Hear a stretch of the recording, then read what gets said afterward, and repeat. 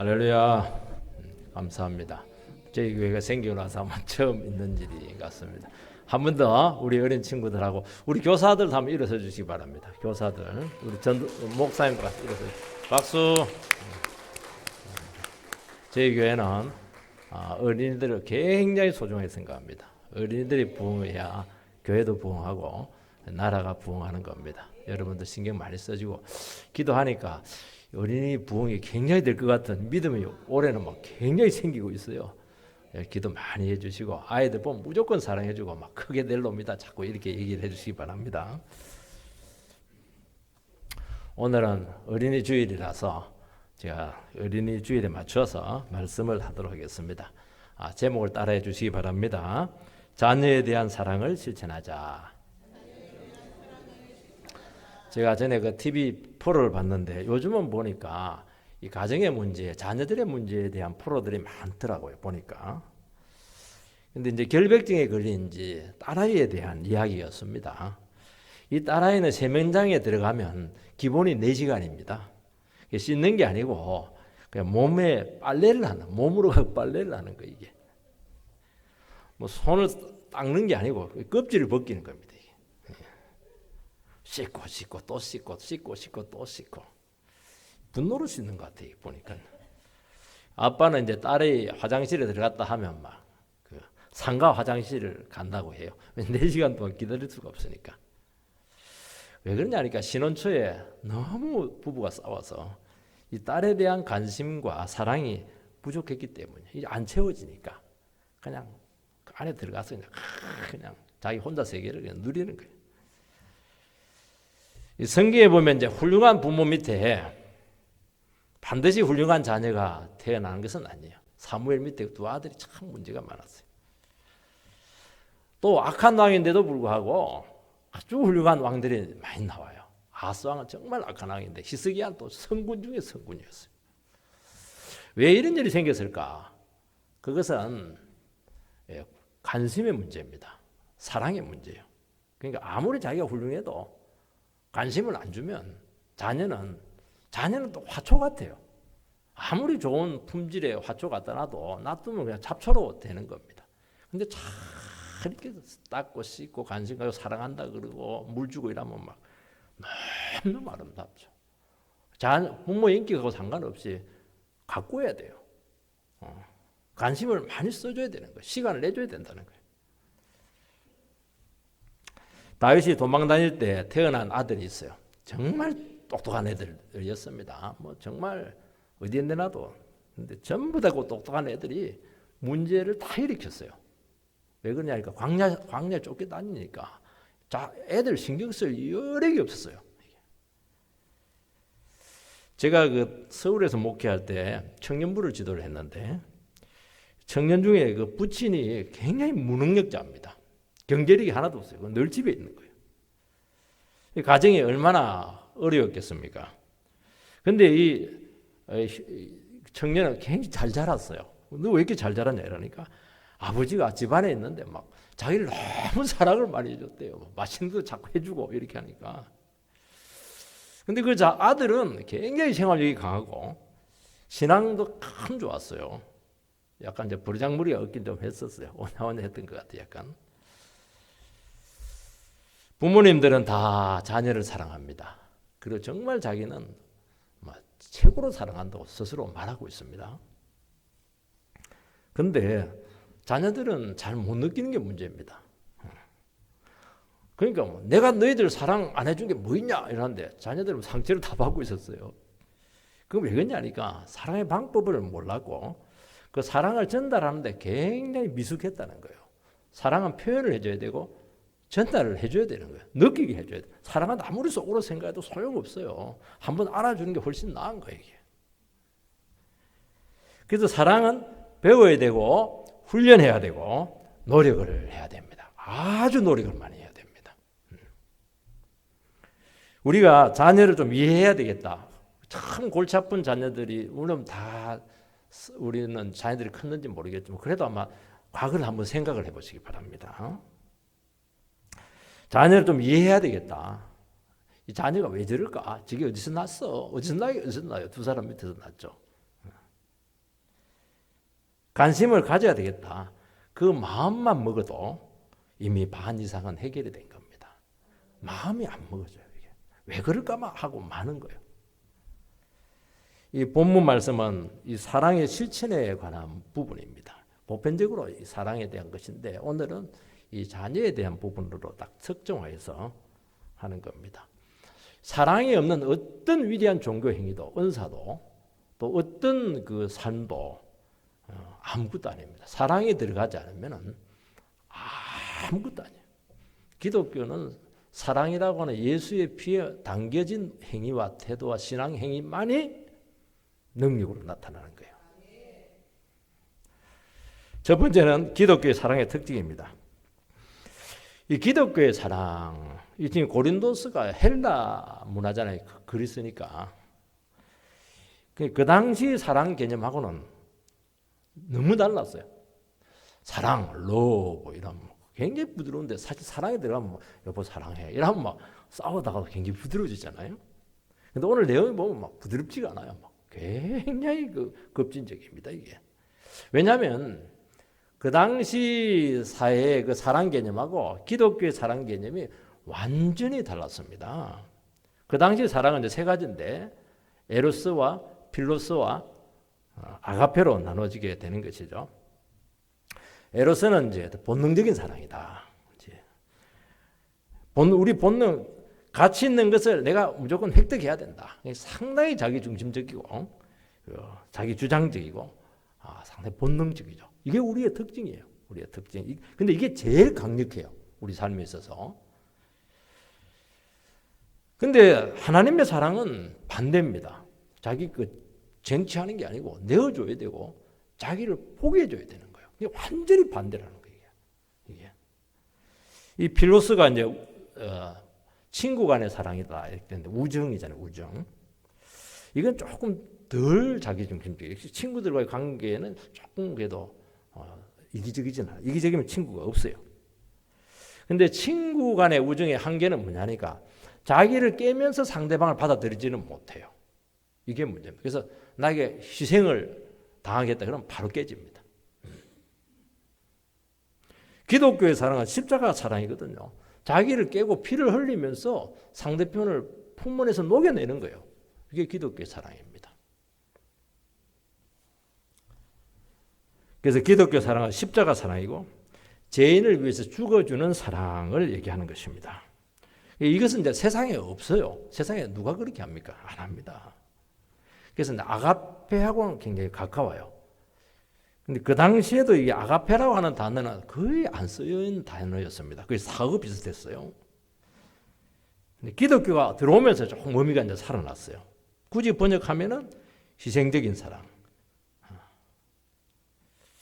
아낌없이 주는 사랑, 뭐 그 정도 얘기할 수가 있죠. 영어로 보면 이제 번역하면 러브, 영어 써서 미안한데요. affection, 러브는 이제 사랑이잖아요. affection은 이제 애정. 그 다음에 charity 이렇게 되는 자선, 뭐 이런 정도로 번역을 합니다. 근데 굉장히 약하고 하나님의 사랑에 이제 부스러기 정도. 부모의 자녀에 대한 사랑은 부모가 자기를 깨면서 자녀들을 받아주잖아요. 상당히 좀 닮았죠. 다 그러진 않는데.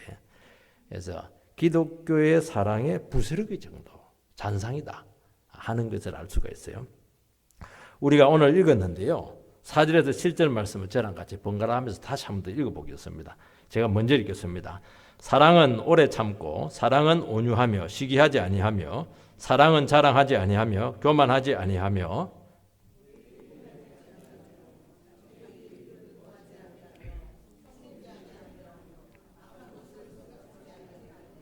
불의를 기뻐하지 아니하며 진리와 함께 기뻐하고 모든 것을 바라며 모든 것을 견디느니라. 이 보면 사랑을 얘기하는데 사랑은 아니하고 아니하며 뭐 전부 다 아니하며 도대체 몇 가지예요? 7개, 8개 되는 것 같아요. 굉장히 부정적으로 표현을 하고 있습니다. 그 말은 뭐냐니까 인간의 그 자연적인 삶의 반대적인 모습이 사랑이라는 거예요. 여러분 우리는 이제 시기하고 자랑하고 무례하고 교만하고 자기 유익을 구하고 막 썩내고 악한 생각 많이 하고 불의한 행위들 많이 하고 이게 우리의 원래 모습이에요. 자연인의 모습입니다.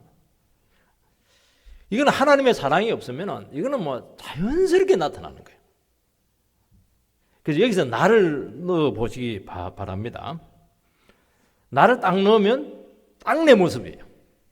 세상 사람들의 모습이에요. 나는 시기하고 나는 무례하고 나는 내 유익만 구하고 나를 넣으면 똑같아요. 거칠고 시기하고 자랑하고 우리는 입만 벌리면 자랑하잖아요.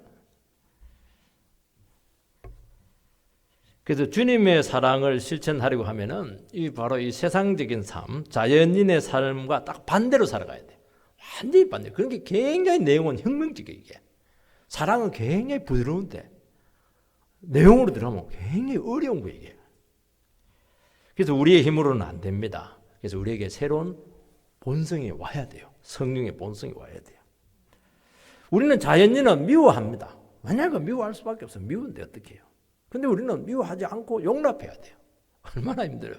안 미워한다 정도가 아니고 용납을 해줘야 돼요. 사람들은 시기하고 투기합니다. 그런데 시기하고 투기하는 인정을 해주고 그 사람을 자랑스럽게 여겨야 되는 거예요. 너무 다르잖아요. 너무 거리가 먼 거예요. 이 거리를 어떻게 좁힐 거냐는 게 이게 우리의 숙제라는 거예요. 이게 안 된다는 거예요. 자연적인 본성으로는 절대로 나오지 않아요. 막 성을 내고 있어요. 성을 내고 있는데 막 우리는 막 맞불을 해가지고 같이 막 성 내고 이게 다양한데 참아라, 참고 기도해줘라. 이러니까요. 불가능하지만은 그래도 성경에 이것이 기록되어 있다고 하는 것은 너희들도 얼마든지 새로운 본성으로 기도하면서 성령의 능력으로 얼마든지 이런 삶이 나올 수가 있다는 거예요. 얼마나 소망을 주는 말씀이에요. 그래서 사랑은 성령의 열매로 나타나는데 9가지 성령의 열매가 전부 다 양선, 자비, 오래 참음 전부 다 도덕적인 성품으로 나타나는 거예요. 그 말하면 일시적으로 한 분 해서는 안 되고 너 안에 이게 도덕으로 딱 굳어지라는 거예요. 여기까지 가야 되는 거예요. 그런데 문제는 뭐냐니까 자연적인 우리 본성하고 맞지가 않아요. 그런 일이 딱 생기면 막 화를 팍 낼 때 내가 화내는 것이 정상이에요. 근데 화 안 내고 참고 기도해주고 그러니까 굉장히 어색하고 우리 체질하고 맞지 않고 나는 뭐야? 내가 없어지는 느낌을 가지는 거예요. 이게 무시당하는 것 같고. 그래서 은혜가 아주 필요하고 은혜를 많이 구해야 됩니다.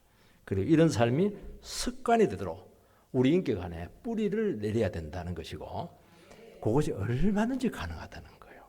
우리는 주님이 계시잖아요.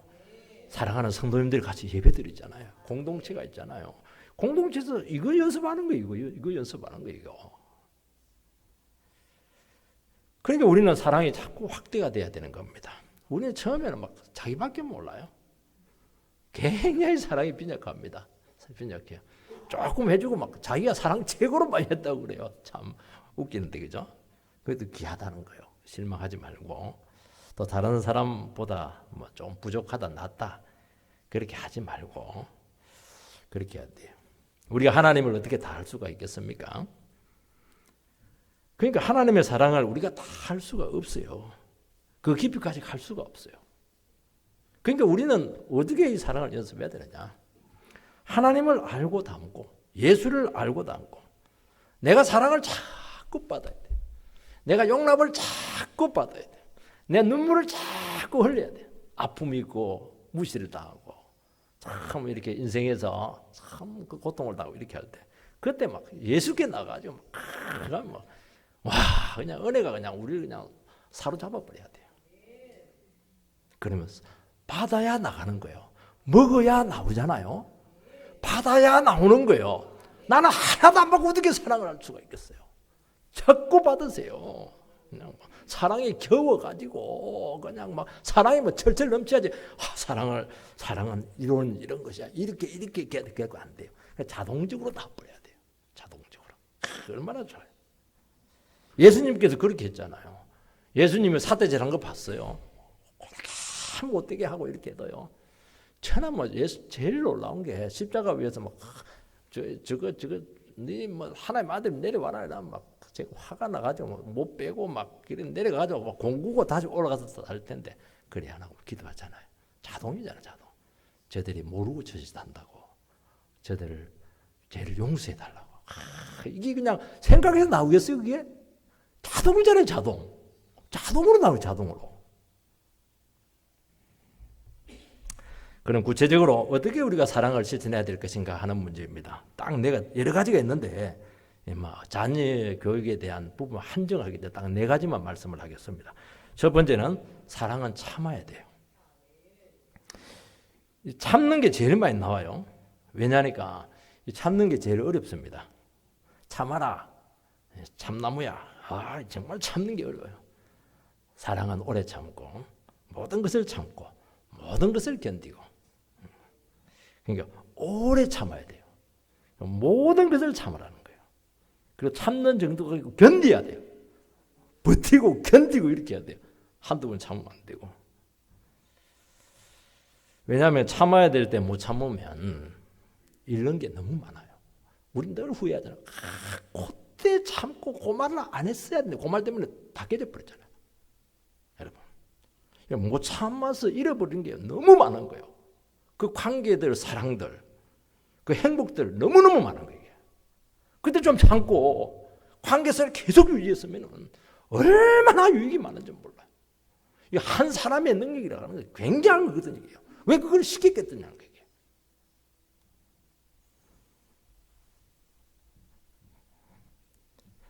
여러분 참을 만큼 참았어요. 너무너무 견디기 힘들어요. 그리고 난 후에 한 번 더 참아라는 겁니다. 충분히 참았어요. 내가 막 이 정도 참은 것도 대단해요. 정당해요. 누가 봐도 내가 참 옳아요. 이제 화를 낼 이유가 너무너무 많아요. 이건 누가 봐도 이거는 뭐 화를 내야 또 시점이 왔어요. 그때 이제 되게 그동안 명분을 많이 쌓았기 때문에 화를 낼 가능성이 많고 되게 화를 내는 게 아니고 폭발합니다. 그때는. 못하놨다가 막 폭발을 터져버려요. 뚜껑이 막 열려버려요. 왜냐하면 그동안 에너지를 많이 모아놨거든요. 화의 에너지를 모아놨어요. 너무 참았어요. 요 지점에서 한 번 더 참으라는 거예요. 그게 참는 겁니다. 자녀를 키울 때 아마 여러분들 참는다는 것을 배우게 될 겁니다. 자녀들은 뭐 딱 손바닥 안에 있잖아요. 내가 놓은 자식들 다 그 머릿속 아래까지 다 들어가 있어요. 다 알고 있어요. 그게 문제는 모르면 좀 나은데 다 알고 있는 거예요. 그거. 잘못하면 막 지적하고 싶고 또 막 뻔히 알면서도 자녀들은 안 해요. 일부러 자녀들은 부모를 괴롭히는 1000가지 방법을 알고 있습니다. 살아남아야 되니까. 막 참 미운지 뭐 골랐어요. 막 얼마나 고쳐주고 싶겠어요. 한두 번이 아니죠. 그래서 어떤 부모님은 자녀 양육을 2단어로 표현하던데 꾸중하는 거하고 성질 부리기 이게 자녀 교육이다 그렇게 얘기를 해요. 자녀들은 특징이 하나가 있습니다. 부모님의 인내심을 테스트하는 테스트기입니다. 부모가 어디까지 가면은 폭발한다 이렇게 끝까지 끌고 가요. 다 알고 있습니다. 어디 건드리면 된다는 거 다 알고 있어요. 어떻게 하면 부모가 굉장히 괴로워한다는 거 다 알고 있어요. 근데 부모님들은 이럴 때 저게 나를 무시하는구나. 저 버르장머리 같구나. 그래서 화를 내고 이제 응징을 하는 것입니다. 또 저리 크면 안 되니까. 자녀 입장에 봤을 때는 이게 이제 부모님들도 이해가 안 되고 또 이게 이미 쌓인 게 많아. 쌓인 게 있으면 무슨 말을 해도 안 돼요. 그 풀려야 되는데 안 풀린 상태 자꾸 요구를 하니까 이거 뭐 스트레스가 많아요. 그런다고 안 고쳐집니다. 더 이상해집니다. 이해받지 못하고 자꾸 화를 내면은 그나마 있던 관계성마저 끊어지게 되고 그때 이제 마음을 딱 닫습니다. 무슨 말을 해도 뭐 한쪽 귀도 한쪽 흘리죠. 딴 생각합니다. 설교하시네 이러면서. 여러분 부모님들은 한 가지를 모르는데 내가 바뀌는데 이렇게 오래 걸리고 수고를 많이 한 사람들이 있었다는 걸 몰라요. 자녀들은 뭐 속성으로 바뀔 것으로 생각을 하는 겁니다. 절대 그러지 않아요. 왜냐하면 너무 소중하잖아요. 소중한 거 쉽게 얻지 못합니다. 그거 참고 또 참고 또 참고 폭발하려고 막 여기까지 올라옵니다. 막 올라왔는데 그때 한 번 더 참아야 돼요. 그 말은 뭐냐? 끝까지 참으라는 겁니다. 사람은 다 참습니다. 왜냐하면 안 참으면 못 살아갑니다. 굉장히 합리적이에요. 사람들 의외로 합리적이에요. 그래서 다 이리저리 따져봅니다. 이성적으로. 그래서 앵간하면 견딥니다. 왜냐하면 그 후폭풍이 너무 크기 때문이죠. 나름대로 잘 참아요. 정말 우리나라 사람들 잘 참습니다. 그래서 우리는 어떻게 생각하냐니까 내가 이렇게 참는 것은 나만 특별하다고 생각해요. 아닙니다. 다 그리 참아요, 여러분들. 저도 그리 참았고 우리 부모님도 보니까 참았고 다 참았더라고요. 안 참고 어떻게 살아왔겠어요, 부부관계가. 참으니까 이렇게 그래도 가정이 세워졌죠. 근데 이 지점에서 다시 참으라는 겁니다. 사람들은 압니다. 저 사람이 너무 참았다는 거 압니다. 병까지 왔어요. 너무 참았어요. 이제 폭발할 일만 남아서. 자녀들도 그거 알아요. 폭발할 일만 남았어. 그러면 자녀들이 굉장히 엄숙해집니다. 그때부터 이상하게 설거지도 하려고 그러고 굉장히 말 잘 듣는 채 이렇게 합니다. 왜냐하면 폭발하면 안 되니까. 근데 주님 때문에 주님께서 언젠가는 변화시킬 것을 알기 때문에 혀를 그때 크게 물고 참아야 돼요. 입에서 막 험한 말이 막 독설이 나오려고 하다가 입에 저가를 탁 물리는 겁니다. 그러면 역사가 일어나요. 할렐루야. 역사가 일어납니다.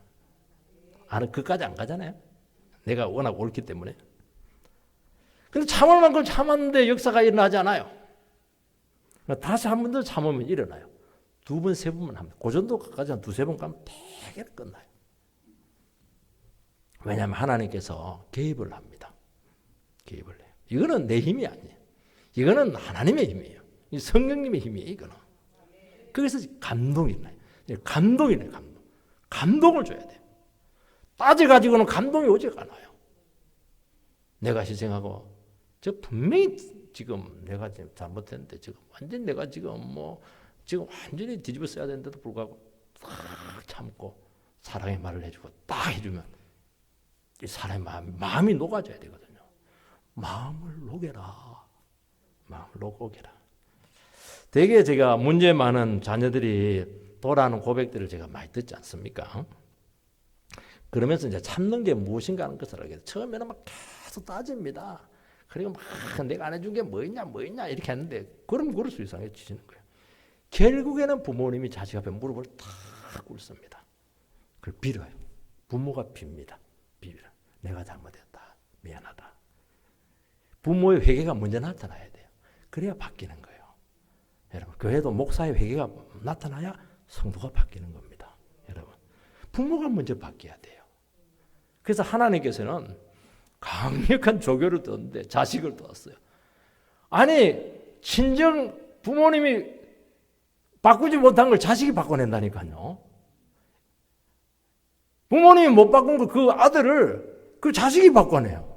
야, 자식은 강력합니다, 여러분들. 자식이 그 만만치가 않아요, 그거. 그 호랑이 새끼 그거 정말 쉽잖아요. 부모가 탁 무릎을 꿇어야 돼요. 그러면 부모가 바뀌면 바뀌는 거예요. 이 원래 그 참는다 원어는 상대의 나쁜 감정이나 노여움에 대해서 오래오래 견딘다는 뜻을 가지고 있습니다. 우리는 손해를 보고 부당한 대우에 대해서 이 안갚음 하고 싶은데 안 하는 거예요. 넘어가는 겁니다. 이게 힘들죠. 억울해요. 당연히 대갚아주고 싶죠. 우리는 뭐 대갚아주는데 천재입니다. 복수하는데 천재. 여러분, 복수하는 방법은 너무너무 많아요. 부부들은 일단 막 한 달 동안 말 안 해버리면 뭐 죽습니다.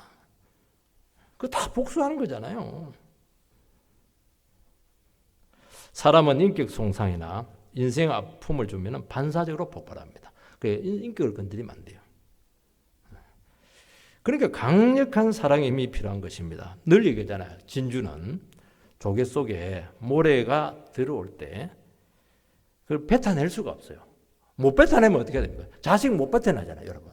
내 몸에서 난 자식. 그 부모는 갈라져도 자식은 못 뱉어내잖아요.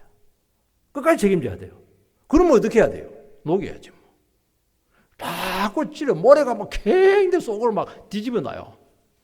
그러면 액을 내야지, 액을 내가지고 뭐 그걸 그냥 그걸 그냥 녹여내야 돼요.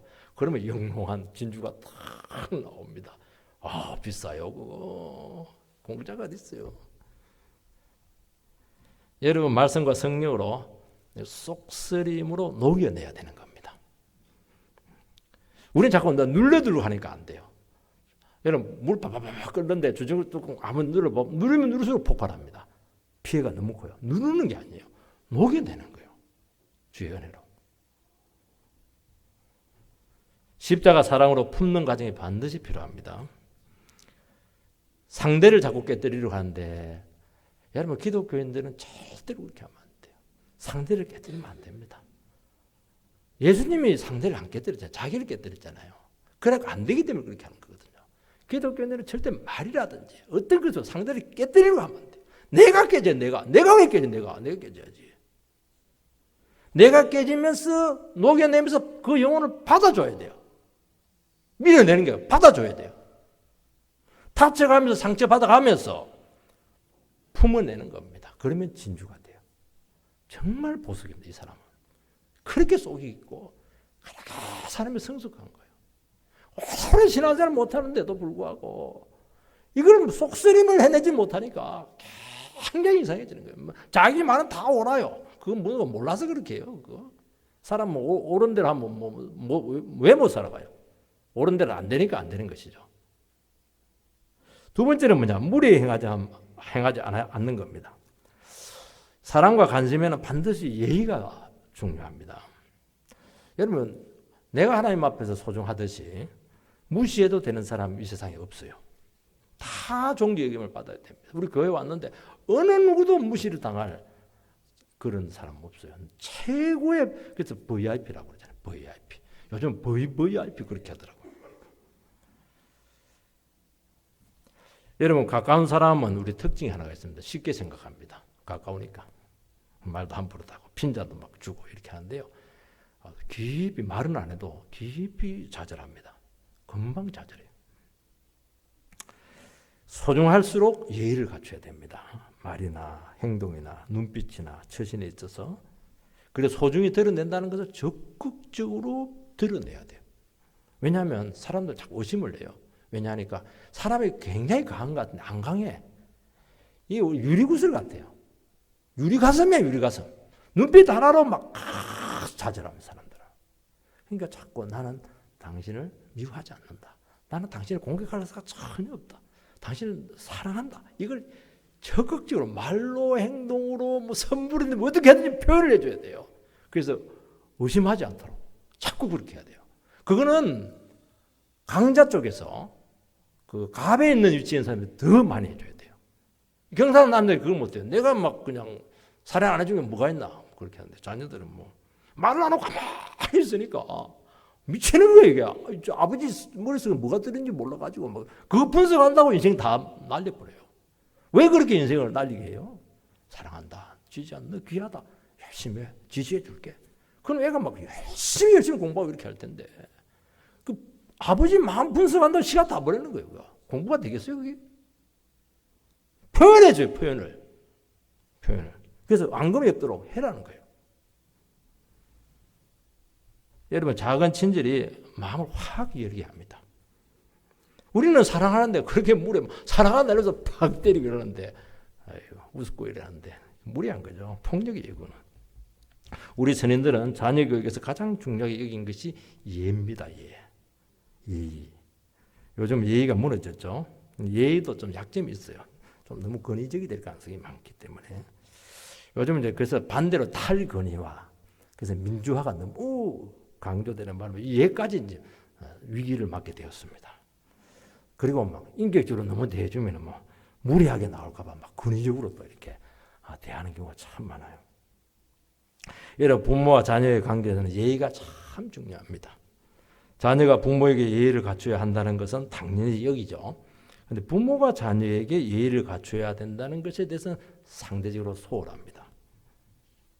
어른들이 막 성질 내고 막 함부로 말하고 막 그냥 예의 없이 행동하는 것은 되게 사회적으로 용납하는 뿐이게 부모니까. 어른들이 예의를 지키면 자라나는 세대의 무례는 다 고쳐집니다. 그래서 자녀들이 왜 무례할까? 그거 얘기하지 말고 부모들이 무례할 가능성이 굉장히 많아요. 그러니까 애들이 아는 거죠. 이게. 부모들이 정말 예의 있게 했으면 절대로 그렇게 할 수가 없어요.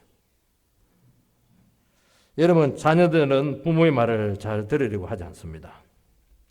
자녀들을 위한 말이에요. 자기들을 위한 말이라는 것을 그들도 알아요. 그런데도 안 듣습니다.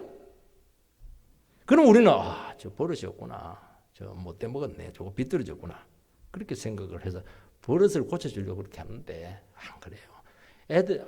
자녀들은 사회생활 안 해놓으니까 자기를 표현한 법이 굉장히 미숙해요. 거칠게 표현하는 것이지 그거는 알아달라는 것이거든요. 이해해달라는 것인데 우리는 무리하다고 생각하니까 막 그냥 세게 나가는 거예요. 버르장물을 고쳐줘야 되니까. 부모가 자식에게 예의를 갖춰야 된다는 사실을 우리는 잘 몰라요. 함부로 말을 하고 무시하고 무리하게 되는데 이 자녀들은 의뢰유치니까 이 반격을 할 수가 없어요. 쌓이는 거예요. 계시록 3장 20절 말씀을 띄워주시기 바랍니다. 계시록 3장 20절. 같이 읽겠습니다. 시작.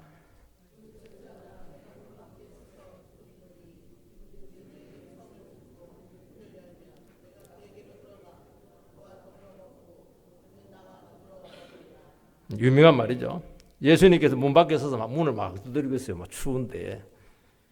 예수님이 주권자로서 얼마든지 그 집에 문 열고 들어가고 싶으면 들어갈 수 있죠. 왜냐하면 예수님 거니까. 또 그렇게 하는 게 우리에게 좋은 일이에요. 그리고 좋은 말이 안 주어지겠습니까? 근데 주님께서는 그리 안 하고 노크를 해요. 똑똑똑똑. 그리고 문 열어줄 때까지 바깥에서 호인하면서 기다리고 있어요. 그거는 하나님의 우리에 대한 예의입니다. 우리 부모도 안 그러잖아요. 방구석 팍 열어놓고 뭐 하고 있는 거야? 애들이 막 깜짝 놀랍니다. 그래 하지 말고 노크하세요. 나쁜 짓 하고 있는 거 알면서도 노크를 하세요. 대피할 수 있도록, 피할 수 있도록, 끌 수 있도록 빨리 노크를 하세요. 무리한 거예요, 그거. 우리를 사랑하시기에 아무리 옳은 일이라도 무리하지 않습니다. 여러분, 사랑한다면 어떤 경우에도 아무리 실수를 하고 잘못하였다고 하여도 실수와 잘못에 대해서 말할 수 있지만은 인격이나 자존심을 건드려서는 안 됩니다. 부부싸움할 때 항상 인격을 건드리거든요. 당신은 왜 밥을 이렇게 태웠어요? 그거는 이제 사실이잖아요. 당신은 항상 밥을 태워. 당신 장모도 보니까 항상 밥을 태워서 이러니까 집안 싸움 나는 거예요. 뭘 항상 그래요? 100번 해가지고 한두 번 그렇게 태운 걸 갖고. 이렇게 하는 거예요. 그러니까 싸움이 되는 거예요. 다 이번에 태웠네. 다음에 물을 조금 더 많이 부어. 이렇게 하면 누가 뭐라고 해요? 다 알아듣는다니까요.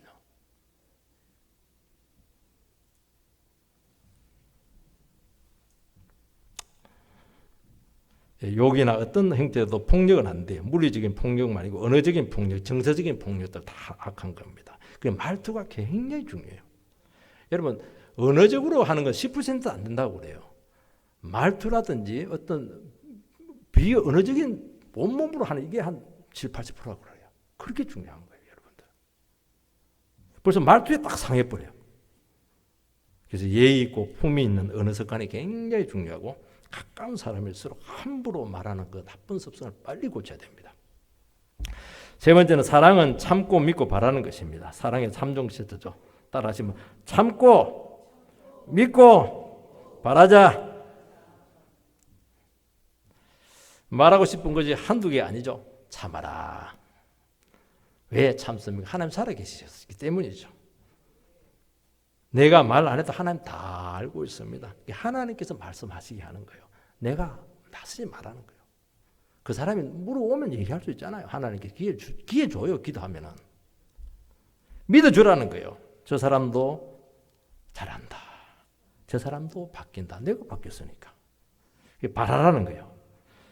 저 사람을 통해서 하나님께서 큰 일을 이루실 것을 바라보라는 겁니다. 답답하죠. 답답해요. 바라고 믿어주고 참아주라. 왜 이게 중요하냐니까. 이래야 본질적인 관계성의 훼손이 없어요. 깨지지가 않아요. 관계 깨지면 끝이에요. 기독교인들 관계를 소중히 얘기하는 거거든요. 관계를 깨지 마세요. 돈 손해보는 게 낫지. 관계를 깨지 말라니까. 좀 욕 들으면 게 낫지. 관계를 깨지 마세요. 실망하고 배신하고 힘들게 하는 것이 있어도 끝까지 관계를 유지해낼 수 있는 능력이 믿음이에요. 그게 사랑이라는 거예요. 여러분, 사랑은 포기하지 않습니다. 신뢰하는 거예요. 자녀가 한순간에 고매한 인격으로 안정된 균형 잡힌 인간으로 만들어지지 않습니다. 자녀 지도의 중요한 정신이 신뢰입니다. 신뢰, 믿어주는 거예요. 부모는 이제 마음이 조급해 너무 사랑하니까 저 모습 갖고는 미래가 빤하거든. 그러니까 또 막 그럴 때마다 또 애들이 이상한 정세가 나타나요. 너무 사랑해서 잘못된 미래를 그리는 바람에 막 염려가 너무 심하다 보니까 막 내일 염려하지 말라 했는데 그거는 마태복음에 나와 있는 것이고 막 자녀에 대해서는 염려가 너무 많아.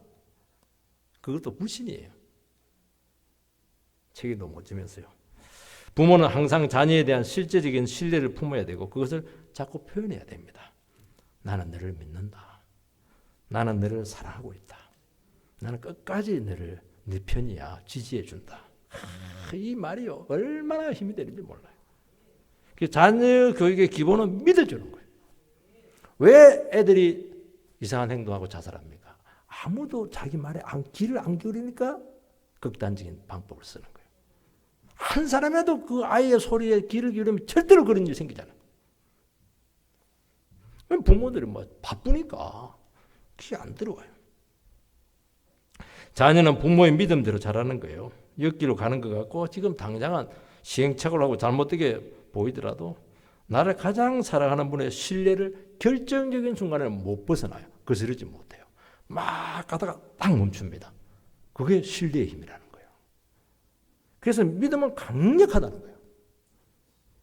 그러면은 나머지 애하고 비교 안 하죠. 너무 귀하죠, 이 아이가. 그리고 자녀를 신뢰하고 기대하고 사랑스러워 자꾸 칭찬하게 되는 거예요. 왜냐하니까 믿으니까. 불신이니까 문제가 되는 거예요. 너는 안 돼. 벌써 싸가지가구나. 그러니까 싸가지 없게 크는 거 얘가. 나는 너를 믿는다. 난 크게 될 놈이야. 얼마나 좋아요. 그 말 하나로 인생이 갈리는 거예요, 여러분들. 넷째는 사랑은 자기 유익을 구하지 않는 겁니다. 사랑은 욕심이 들어가면 안 돼요. 부모들은 자식에 대해서 굉장히 욕심이 많아요. 욕심 없다 이러는데 욕심 다 들어있어요. 욕심은 사랑이 아닙니다. 공부 잘하는 건 얼마나 좋아요. 성공하는 건 너무 좋죠. 자식을 위해서 그렇게 한다는 거예요. 무리하게. 솔직히 자기 자식만을 위해서 그렇게 하는 건가요? 아닙니다. 잘하고 싶어서죠. 여러분, 사랑에 있어서 욕심이 들어가면 반드시 변질이 와요. 그게 문제. 순수하지 않아, 사랑이. 애들이 헷갈리는 거예요. 부모가 나를 사랑해서 하는 것인가? 다른 의도가 있는 건 아닌가? 자꾸 이거 하는 거예요, 이게. 순수해야 돼요, 순수해야 돼요. 기독교인들도요, 사랑은 순수해야 돼요. 자꾸 분석을 하게 하면, 저 사람이 했는데 막 자꾸 머릿속에 자꾸 맴돌게 하면 안 돼요, 그 말이. 투명해야 돼요. 기독교인들 그걸 하려는 거예요, 그거. 자꾸 이중적인, 자꾸 오버랩이 되고 이렇게 하거든요. 그러면 안 돼요. 그렇게 하는 건 나쁜 거예요. 그건 사랑하지 않는 거예요. 변질된 사랑이에요. 그래서 비교하게 되고 자랑하게 되고 그것을 상대방에 표현하게 되고 그렇게 하는 겁니다. 그래서 있는 그대로 받아주고 신뢰해주고 그렇게 해서 우리 자녀들 위해서 기도하는 우리 귀한 성도님들 되시기를 주의 이름으로 축원드립니다.